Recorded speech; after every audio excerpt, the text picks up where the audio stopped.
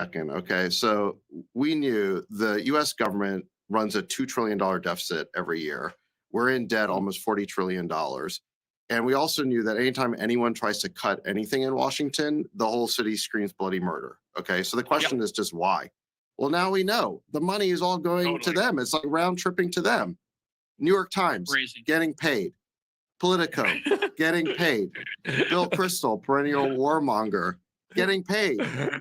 Ukraine getting paid, like 11 out of 12 publications, Ukraine getting paid. Incredible. Viktor Orban, who's the prime minister of Hungary, was saying that he's very popular in Hungary. His political opposition funded by USAID. In Poland, the left-wing political opposition funded by USAID, and on and on and on it goes. BBC, you wonder why everyone in the UK is so, yeah. Like I couldn't believe the BBC is getting paid.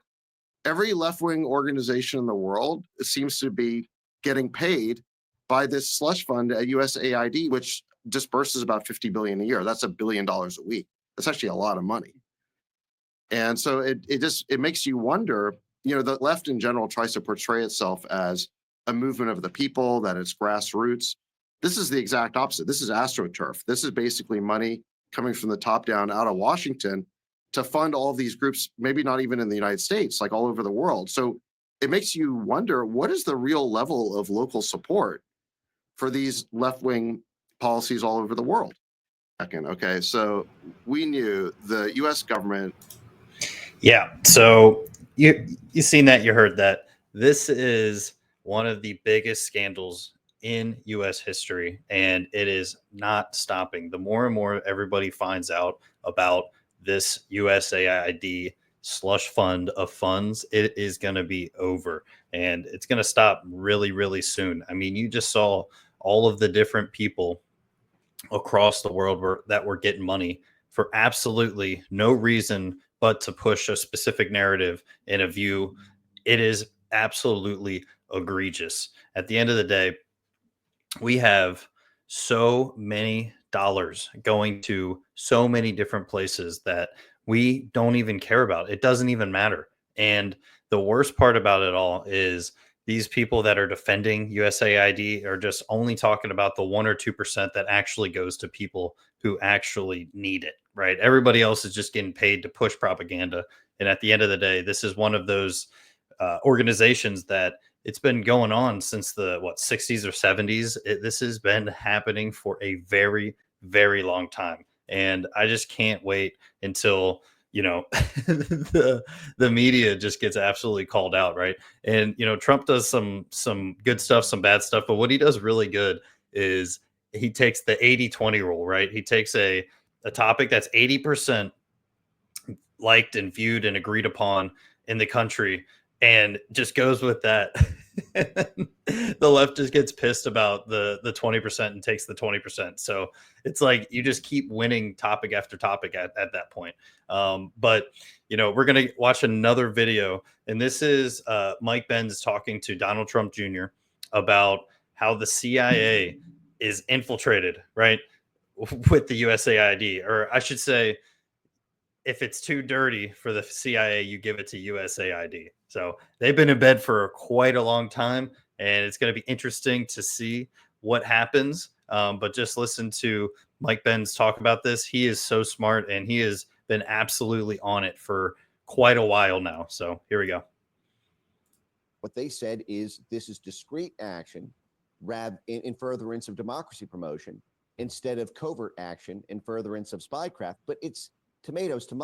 That's why USAID is dirtier than CIA. If you want to fund terrorists, if you have a rogue cell at CIA who wants to support ISIS in Syria, and Trump says, I don't want to support ISIS. ISIS is bad. What they can do is they can move over to USAID and have USAID creatively structure the logistics so that it goes to ISIS, and Trump wouldn't know. Yeah. So, I mean, USAID isn't just a front for the CIA. It actually seems like it's significantly worse. It seems like it's just been completely unaccountable until now.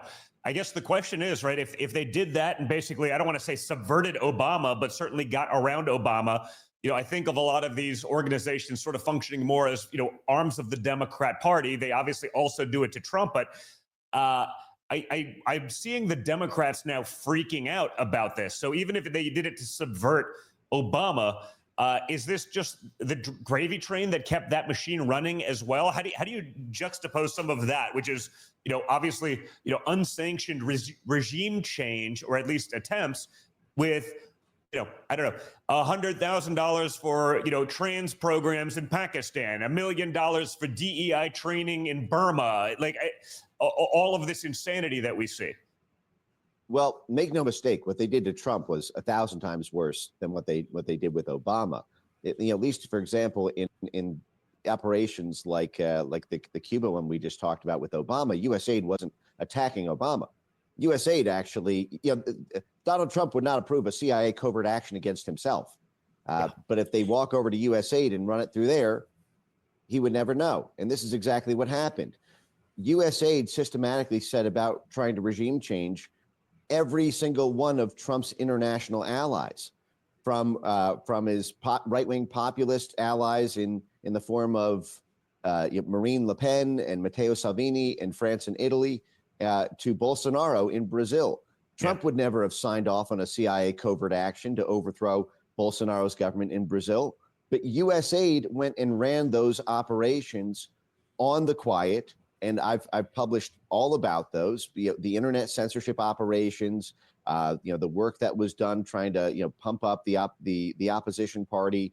They declared internally that populism is a threat to democracy. So as a democracy promotion program, they can run all of these covert / discrete programs in order to take down populist governments or eliminate populist movements in the name of promoting democracy, because populism is a threat to democracy. So, and not only that, they targeted him directly. USAID paid $20 million to a group called OCCRP. You just think of it as the Corruption Reporting Project. This is the largest consortium of hit piece investigative journalists in the world. And USAID paid them $20 million. And they turned around and dug up dirt on Rudy Giuliani's work in Ukraine, and then helped use that as the basis to impeach the sitting president, Donald Trump, in 2019. Yeah, this is a massive, massive scandal, probably one of the biggest scandals in United States history. And, once we're going to go back, it's starting out what happened last year, right? What happened in the years before that is not even discovered, right?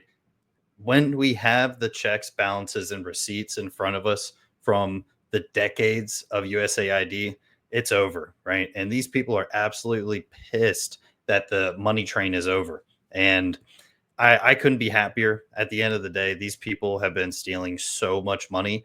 It's sickening. And I just can't believe that so many people have been paying into a system like that. It makes me sick. I mean, you truly want to believe that the government has your best interest and you are actually looked after. But in reality, you realize these people don't care at all. And they give you a little bit to survive. But in reality, they're sending a ton of money overseas. And I wonder how much of that money was added to our debt that was just printed out of thin air and sent overseas, never to be seen again. And the people sending it probably get kickbacks in certain ways, and all these Democrats, all their friends are getting absolutely rich off of USAID. And at the end of the day, this is something that has got to stop. And I'm glad we're seeing a change for once, right? Promises made, promises kept. It feels great. I'm looking forward to kind of seeing what happens and how this scandal, in my opinion, develops. So let me know what you guys think. Make sure you like, comment, subscribe. Most importantly, share. Smooth, unfiltered. Peace.